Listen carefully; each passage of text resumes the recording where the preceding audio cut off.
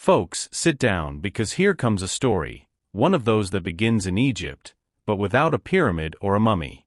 We're talking about a time when the Hebrew people lived in poverty, toiling from dawn to dusk as slaves. And in the midst of this pharaonic mess, who was born? Aaron. That's right, the older brother of the famous Moses.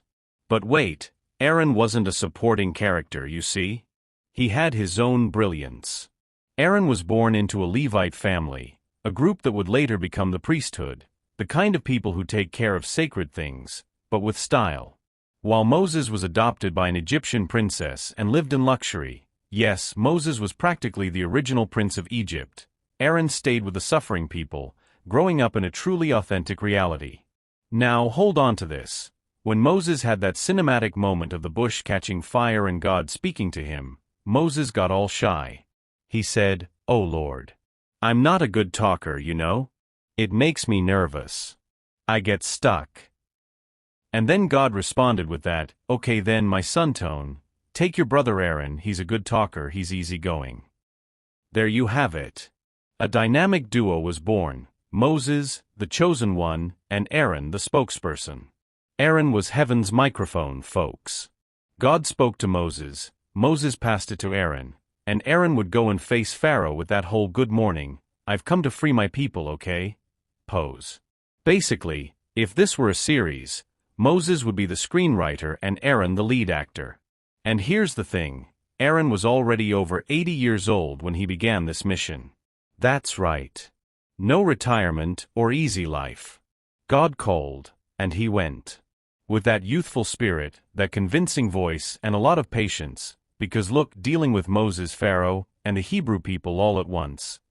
Take it easy. Aaron began to make history. Anyway, that was just the beginning.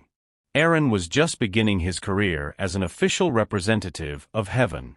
And spoiler alert, there's a lot to come, miracles, confusion, brilliance, and even some trouble. But we'll get there. Guys, now things are starting to get serious. Serious in a 9 o'clock soap opera with special effects kind of way. Remember how Moses was a little shy about talking to Pharaoh? Well, he turned to me and said, "Aaron, it's up to you. God said it, we're going. But when it comes down to it, you're the one who talks, okay?" And there I went, right? Aaron, the older brother, with a firm voice and puffed-out chest, knocked on Pharaoh's door, like, "Good morning, Your Highness." Next, the Lord God of the universe sent word that it's time to release the Hebrew people, okay? And the Pharaoh?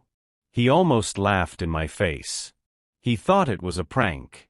He said something like, "Who's that God over there? I've never even seen him." Look, I wanted to say, "You'll see then, handsome," but I was polite, because we're on the peace team. Then the miracle show began. God gave us a little help to show we weren't messing around. First miracle, I grabbed my staff, a very simple piece of wood, like a grandma's walking stick, and bam. The staff turned into a snake. Yes, a snake, right in the palace. The people took a few steps back, the Pharaoh's eyes widened, and I, pretending to be normal, was like, "That's right? Oh, normal." But the Pharaoh, all proud, called his magicians to do the same. They did too, but the snake with God's staff went there and won the dispute, if you know what I mean, without violence, of course, just showing who's boss. And it didn't stop there. There was water turning red like blackcurrant juice, but from the Nile River, frogs jumping everywhere. Guys, I swear I even pulled a frog out of a pot.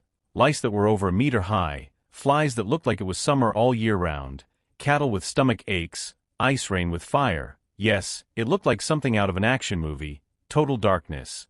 Pitch black so deep that no one could even see their own nose. Every time one of these souvenirs arrived, I went back to the Pharaoh. "So, are you going to let the guys go now?" And he, maybe yes, maybe no. You know what? No. Look, it was such a back and forth, you have no idea. Pharaoh would say yes in the morning and change his mind in the afternoon. You could write a diary just with his changes of mind. But even with all this confusion, Moses and I stood firm. We helped each other, like a country music duo in the desert. God gave instructions, we obeyed, and the Hebrew people began to see that this was serious business, but with a touch of spectacle, because look, each plague seemed to come with special effects straight from a Hollywood version of heaven. And so, in the midst of this back-and-forth marathon with Pharaoh, I became known as God's spokesman. The one who spoke bluntly, respectfully, but without beating around the bush. And look, there's still more trouble to come. Because these people love to invent new things. But we continue in the next part, because Egypt awaits us. Look. I swear I tried. I swear. But let's take it one step at a time. After all that trouble with Pharaoh, plagues, frogs, mosquitoes, and so on, we finally made it out of Egypt. Everyone was happy, singing, marching through the desert like a school trip, and Moses leading the way, right? Then God called Moses to climb Mount Sinai to receive some very important instructions, like the official manual for human coexistence with God. Moses went up the mountain saying, "Aaron, hold the corners down here. I'll be back in a minute." Well, a day passed, 2, 5, 10. 40 days, folks. 40. The people started freaking out. They were already thinking Moses had gotten lost, fallen into a cave, or I don't know, gone up in smoke. That's when the mess started. All the people came at me, like a post-show crowd wanting a photo with the singer. "Aaron, make a new god for us. The one who walked in front of us has disappeared." And guys, calm down, Moses was just there to settle some business with God. So, hurry up and make a new god, preferably a shiny one. Then, look. I hesitated. I was pressured, you know? I didn't want any trouble. I said, "Okay then, bring your gold jewelry." And they really did, you see? Everyone was wearing bracelets, rings, necklaces. It was like a jewelry sale in the desert. I melted down the gold and made a sculpture, but the people started shouting, This is our god, the golden calf." I could only look and think, oh, there you go, this is going to be bad. The people began to party, dance, play tambourines, and jump around the statue. It looked like an out-of-season carnival parade. Meanwhile, up on the mountain, God was already warning Moses. "Your people are down there inventing new things." Moses came down with the commandments in his hands, 2 brand new tablets, special edition, and when he saw the scene, oh my friend, what was he like? Pissed off. With a P for preoccupied, of course. He threw the planks on the floor, full destruction, and came at me. "Aaron, what is this?" And I, trying to explain myself, "So, the people came up with this idea, you know how it is, right? And then the gold went into the fire and, plim! This calf came out. It was almost magical." That's a lie, I modeled everything, but when things get tough we try to soften things up. Moses didn't like it at all, at all, at all. But even so, God had mercy, thank God, and decided to give the people another chance. Moses climbed the mountain again, got new tablets, and life went on. But look, that calf episode was one of the biggest spiritual embarrassments I've ever made. To this day, people remind me of it. Oh, here comes Aaron, the one with the calf. Geez, just one slip up, and voila, it's a legend. But hey, don't give up on me yet. There's still a lot to come in this story, and I promise I'll try to redeem myself. And spoiler alert, God has also placed me in a super important position. So, after that little golden slip-up with the golden calf, which I already explained, right? Social pressure, desert heat, etc. I thought God was going to put me on the bench forever. Like, "Aaron, sit there and think about what you did." But no. People, God is merciful in a way that only He can be. Do you know what He did? He called me to be none other than the first high priest in the history of Israel. That's right. I was like, me? Myself? Are you sure, Lord? And God up there said, "Yes, Aaron. You will take care of the holy things. Now go get ready." Imagine a shock mixed with honor. It was like being promoted from a struggling intern to director of the heavenly company. I was almost breathless, but recovered quickly because the position required presence. God even gave Moses a top mission, to make me some special clothes. And not just any clothes, okay? It was a complete look, an intricately decorated tunic, an embroidered vest, a chic turban, and even a breastplate with 12 precious stones, each representing a tribe of Israel. In short, I looked like a walking parade of faith. And the best part, I had a little gold plaque on my forehead that said, "Holiness to the Lord." So no one could say I was poorly dressed. In fact, there was a day when people would look at me and say, "Here comes Aaron, covered in stones." And I would reply, "Well, now I'm the general manager of the tabernacle, okay, my dears?" The role was serious. I had to perform purification rituals, take care of the offerings, keep everything clean, and represent the people before God. So when someone wanted to settle things with heaven, they would talk to me. I was the international connections with the higher ones. Oh. And you know what's most beautiful? God not only called me, but also my children to serve as priests alongside me. Look how sweet it is, a whole family working together, like a faith franchise. Sure, it was a bit of work. Some days it felt more like a year-end community service, but it was all done with great respect, purpose, and of course incense. Basically, this was the biggest turning point in my life. God showed that even when we step into the hot desert sand, He can give us a new chance. I went from nervous calf maker to official representative of holiness. Is that easy? And look, there's more to come. Because the Hebrew people, the people, they love a little basic confusion. But let me tell you about that in the next part, because now I need to straighten my tunic and add a little more oil to the lamp of faith. Look, I knew being a high priest wasn't going to be all glamour and fragrant incense. But let me tell you, the people of Israel seem to have had a case of the unrest. No sooner had one problem been solved than another would pop up. And there I was, trying to maintain my composure, the mitre on my head and a smile on my face. Well, it all started when a group of people decided to revolt in the desert. Led by a guy named Korah, who must have been a Gemini, because he had such energy. He gathered a group of people and came up with this line. "Oh, Aaron and Moses think they're the only special ones? We're holy people too, you know." And I was thinking, there, the gospel riot has begun. They basically wanted to remove Moses from leadership and depose me from the position of high priest. That's right, they wanted to strike a spiritual blow. They thought being a priest was just parading around in pretty clothes and lighting candles. Little did they know it involved fasting, prayer, cleansing the altar, and putting up with complaints from the people all day long. Then Moses, who is much calmer than I am, said, "Okay, let's do a test. Each tribal leader will bring a staff, a dry branch, write their name on it, and leave it there in the tabernacle, in front of the Ark of the Covenant. Then God will show whom He has chosen."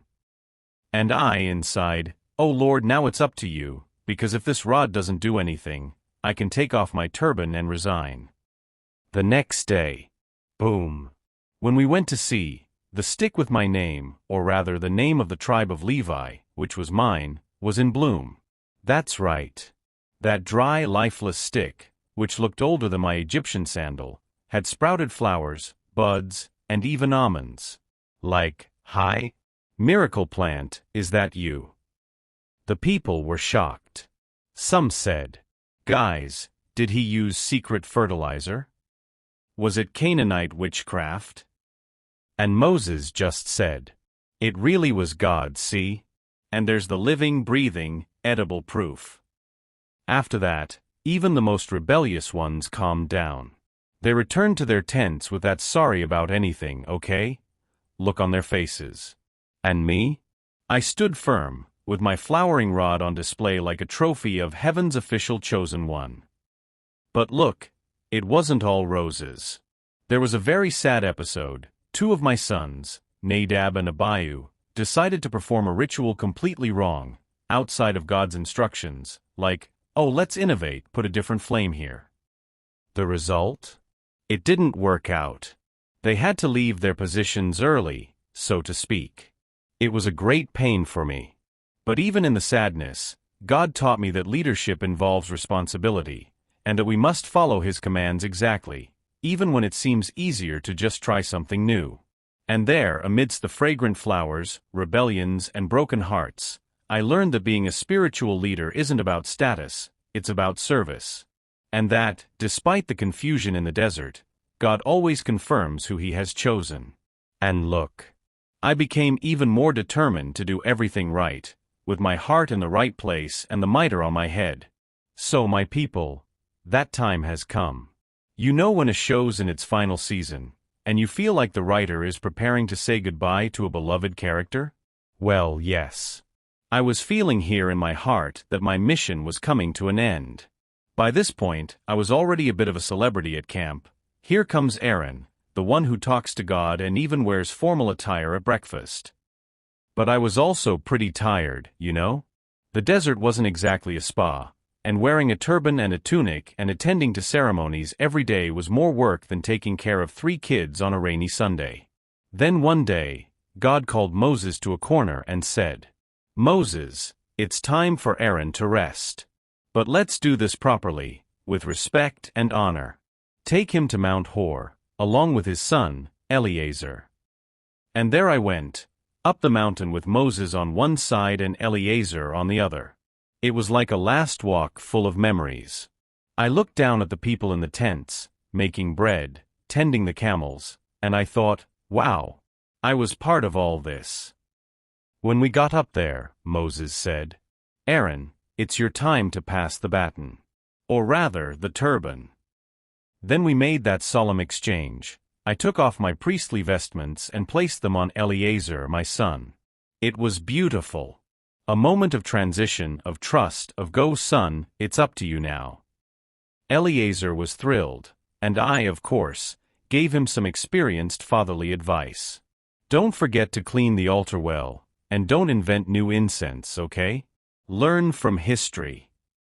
I stayed there a little longer, breathing the air from the top of the mountain, looking up at the sky, and giving thanks for everything. For the second chance after the golden calf, for the position I received, for the miracles I experienced, and even for the troubles I faced, because even in trouble we grow, right? And so it was gently, serenely, in an atmosphere of peace and mission accomplished, that I said goodbye. No exaggerated drama, no artificial rain. Just a beautiful sunset, a peaceful heart, and the certainty that I had accomplished what I had to. After that, Moses and Eleazar came down from the mountain, and the people spent 30 days remembering me. They paused from complaining, a miracle, and began to say good things like, "Aaron was angry, but he had a good heart. Remember that ritual with him? Aaron did everything right. Oh, I'm going to miss his blessings at the end of the service." And so my story ends, with flowers, faith, and a legacy that lasted generations. Because being Aaron wasn't just about wearing pretty clothes. It was about serving, making mistakes, learning, and continuing even when everything seemed complicated. And you know what? Every step in the desert was worth it. So that's today's video. If you liked it, subscribe to the channel so you don't miss the upcoming videos. See you in the next story.